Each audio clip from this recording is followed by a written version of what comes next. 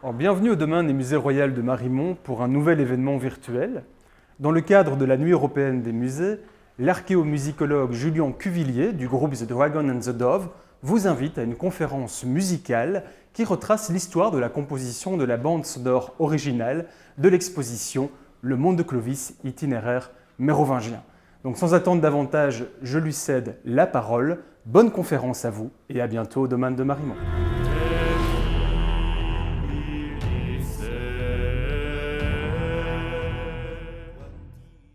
Bonjour, je m'appelle Julien Cuvillier et je suis le directeur du pôle de recherche, d'interprétation et d'archéologie expérimentale.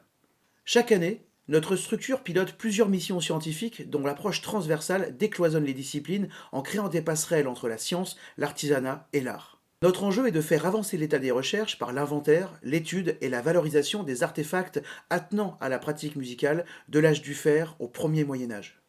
Pour ce faire, nous constituons des équipes pluridisciplinaires et faisons appel aux technologies de pointe ainsi qu'aux nouveaux métiers de l'archéologie, afin de créer des méthodologies de nouvelle génération, non destructives et plus respectueuses de l'artefact. Enfin, nous rendons accessible le fruit de nos recherches au monde professionnel, aux chercheurs et aux étudiants ainsi qu'au grand public par des publications, des conférences, des expositions virtuelles et présentielles ainsi que des concerts. Aujourd'hui, je vais vous parler de notre précédente mission qui s'est déroulée entre 2019 et 2021.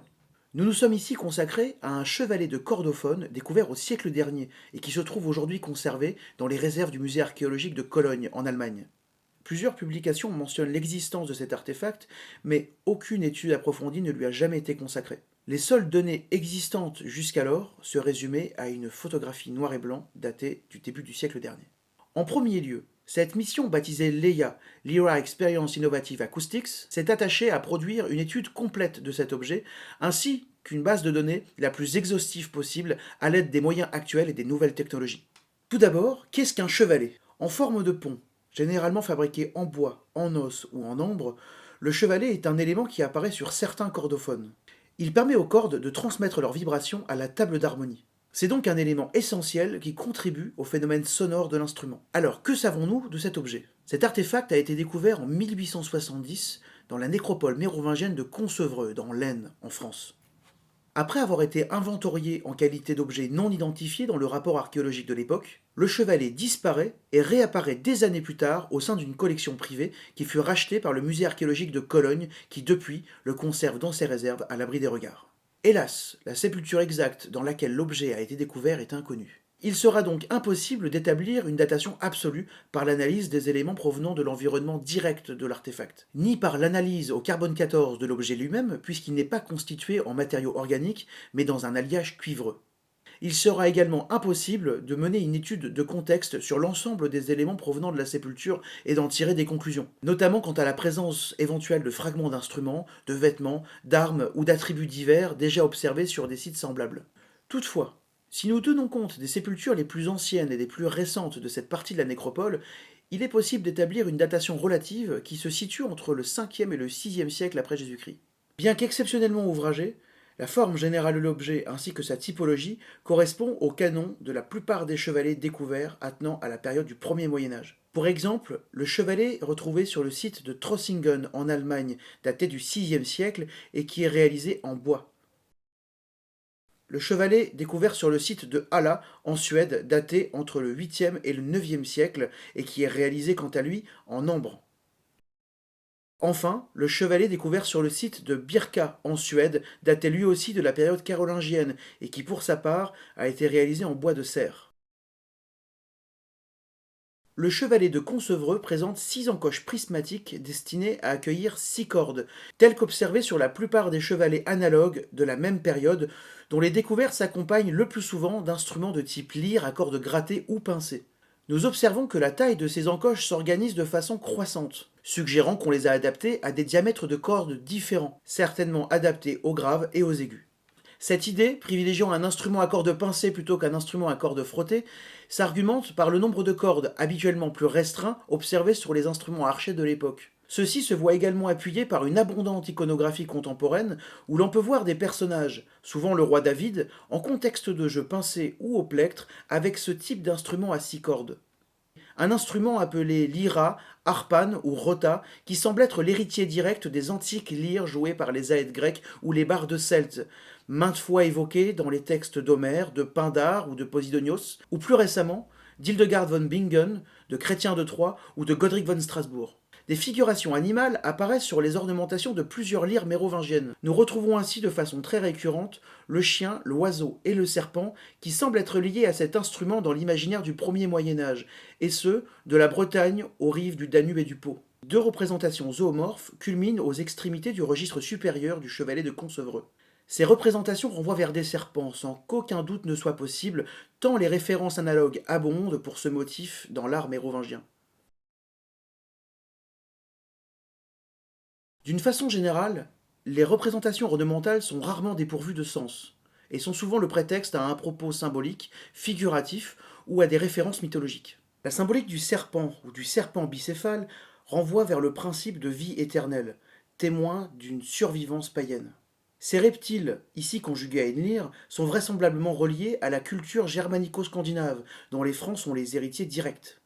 J'évoquerai la Volsunga saga où Attila précipite le roi Gunnar et sa lyre dans une fosse aux serpents.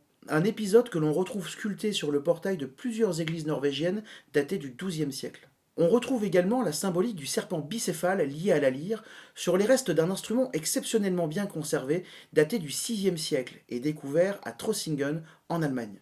L'ensemble du corps de l'instrument est ornementé de fines ciselures avec des inclusions de pigments représentant de nombreux serpents entrelacés. On observera d'ailleurs la grande proximité entre les serpents figurés sur le chevalet de Concevreux et ceux figurés sur la lyre de Trossingen.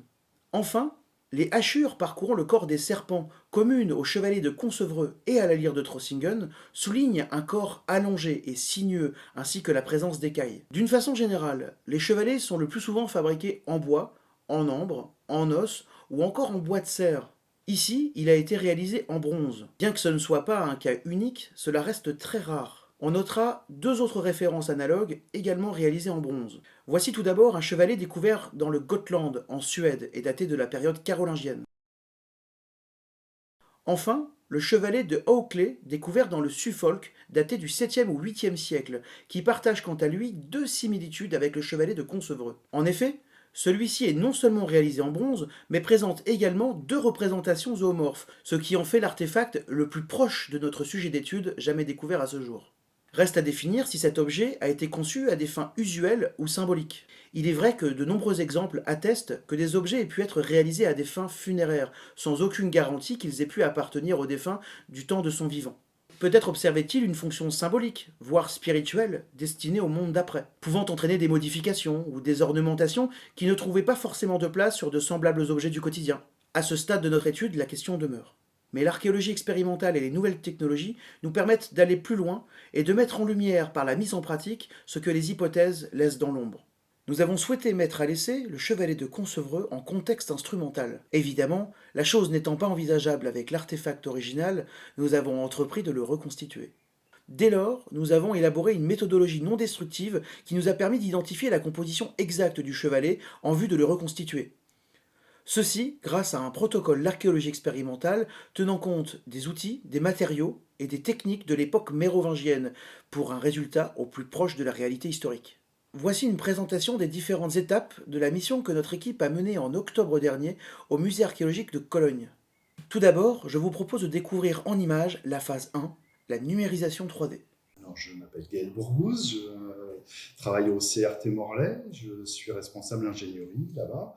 Donc, je fais principalement de la numérisation 3D, de la tomographie et de la rétroconception. Alors, l'objectif de ce projet, de mon côté, c'est de numériser l'objet, numériser en 3 dimensions. Donc, une numérisation en 3 dimensions, ça consiste à avoir une copie d'un objet réel le plus fidèle possible. Ça se présente sous différents types de formats. Ça commence d'abord toujours par un nuage de points qu'on va ensuite mailler pour lui donner un aspect de surface, pour pas voir à travers les points. Et ensuite, on va texturer ce nuage de points pour lui donner un rendu photoréaliste. Les objectifs de numérisation sont multiples, c'est soit juste pour de l'archivage du point de vue culturel, soit pour de la mesure dimensionnelle, soit pour une reproduction de l'impression 3D. Comme vient de l'expliquer Gaël Bourbouze, la numérisation 3D du chevalet permet une captation de son volume qui, conjuguée à son poids, nous apporte de précieuses informations nous permettant de remonter aux propriétés du matériau. Par ailleurs, une photogrammétrie de l'objet a également été réalisée, permettant une restitution HD de sa texture, offrant de nombreuses perspectives sur le terrain de la médiation. Je vous propose de découvrir en images la phase 2 et la phase 3 de cette mission, la vibrométrie laser et le relevé conductimétrique. Je m'appelle Romain Viala, je suis responsable du pôle innovation de l'ITEM. C'est l'Institut technologique européen des métiers et de la musique. Dans mon domaine de spécialité, alors j'ai fait une thèse en mécanique, qui est la mécanique, c'est la science du mouvement, de la physique et des matériaux. Donc mes spécialités, ça va être les vibrations, c'est-à-dire comment les structures vibrent en fonction de leur géométrie, mais aussi en fonction de leurs matériaux. Donc j'ai aussi une spécialisation sur le matériau, en particulier le matériau bois. Alors sur le chevalet, je vais mesurer sa façon de vibrer, ses fréquences de résonance et aussi sa densité et sa masse. On va faire des mesures de vibration, de densité et puis de conductivité électrique par exemple. Et à partir de là, on va avoir un certain nombre d'observables, c'est-à-dire de choses qu'on a pu observer ou mesurer, différentes méthodes. Et on a des inconnus. Et ces inconnus, par exemple, ça va être quelle est la composition de la matière. Par exemple, il y a du cuivre, probablement, même vraisemblablement. Il y a de l'étain, vraisemblablement. Il y a peut-être d'autres constituants. Et les différentes observables qu'on mesure actuellement vont nous aider à identifier certaines propriétés qui sont propres à la matière de façon non destructive. C'est-à-dire qu'on n'a pas besoin de prélever un élément, on n'a pas besoin de venir avec un matériel qui est extrêmement difficile à transporter, avec un vibromètre, avec une balance, avec un multimètre et quelques équipements de ce type-là. On peut remonter à un certain nombre de propriétés qui vont nous permettre de remonter aux propriétés de la matière, par méthode inverse.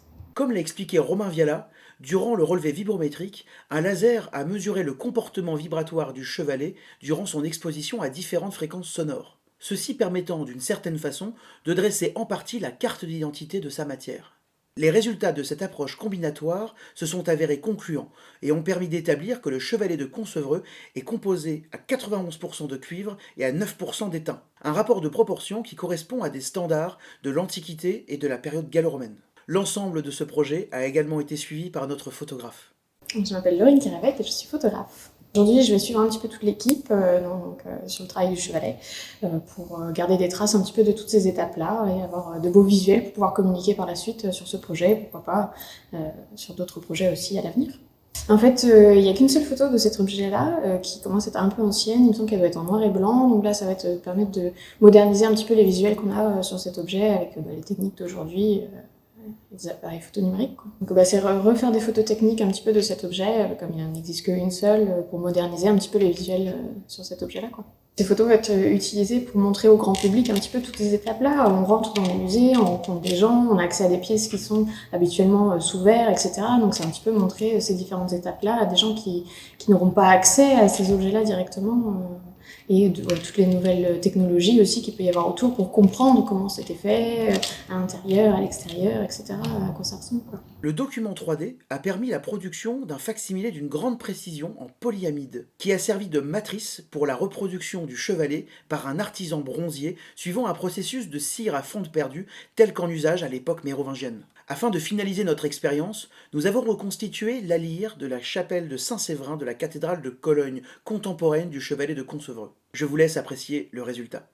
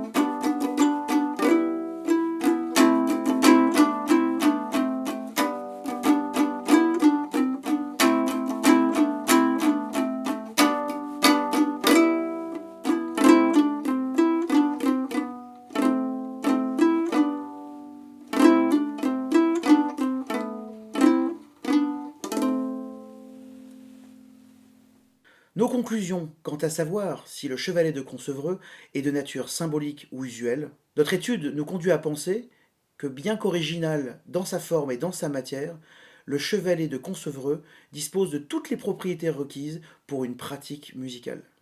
Afin d'illustrer sa nouvelle exposition consacrée au monde de Clovis, le Musée royal de Marimont, en Belgique, m'a fait le plaisir et l'honneur de me commander une composition qui serait le reflet des récentes recherches consacrées à la musique du premier Moyen-Âge. Pour ce faire, j'ai réuni et dirigé un ensemble baptisé The Dragon and the Dove, composé d'instrumentistes de l'Académie royale d'Édimbourg et de chanteurs grégoriens de l'université Paul-Valéry Montpellier III. Le public pourra découvrir les sonorités de la reconstitution de la lyre de Cologne ainsi que son chevalet de Concevreux au cœur de cette composition où se rencontrent le monde antique et le Moyen-Âge, le dragon et la colombe. Comme Clovis en un autre temps, nous avons dû faire face à un monde qui change et nous réinventer en tant qu'artistes afin de pouvoir composer, enregistrer et diriger ce projet à distance et faire ainsi découvrir à un large public l'héritage musical de nos ancêtres.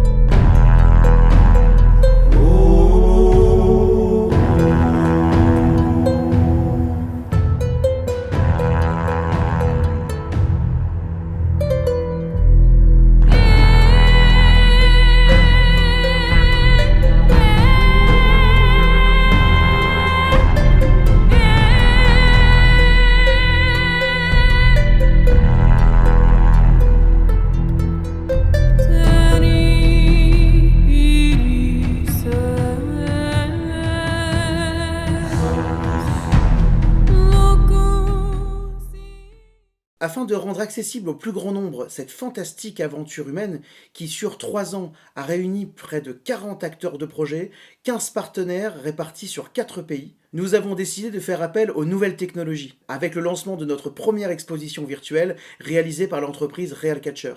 Je m'appelle Sébastien Salin et je suis le dirigeant de la société Realcatcher. Nous sommes spécialisés en numérisation 3D haute définition et nous sommes aussi créateurs d'environnements virtuels.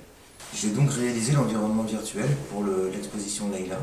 On a récupéré les différentes photos prises tout au long de la mission, ainsi que le chevalet de Concevreux et la lyre de Cologne, numérisés en 3D. Ainsi, le public pourra les manipuler dans une interface dédiée en réalité virtuelle. Ce travail est très utile pour la médiation. Cela permet de rendre accessibles des données qui sont plutôt réservées aux professionnels et de les rendre accessibles au plus grand nombre par des moyens actuels et immersifs. Découvrez l'ensemble du projet Leia via ce parcours 3D, accessible sur smartphone et Android grâce à des bulles 360, ou en réalité virtuelle et sur PC en Click and Watch. Découvrez dans le descriptif de cette vidéo le lien vous permettant de découvrir cette exposition.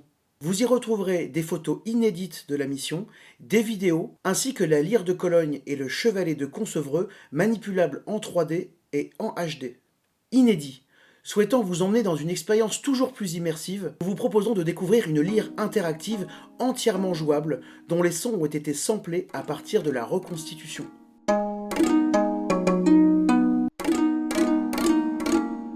Nous espérons que vous aurez apprécié cette présentation. Merci à tous de votre attention. Nous vous invitons à nous faire part de vos ressentis ou de vos questions en commentaire de cette vidéo. Pour suivre nos actualités, je vous invite à nous retrouver sur les réseaux sociaux. Nous tenons à saluer le Musée royal de Marimont qui s'illustre par son dynamisme au cœur de cette période sombre pour le monde de la culture. Nous remercions le musée ainsi que toute son équipe d'avoir accueilli cette conférence nous permettant de partager avec vous cette aventure scientifique et de lancer officiellement l'exposition virtuelle Leia. Au nom de toute mon équipe, merci.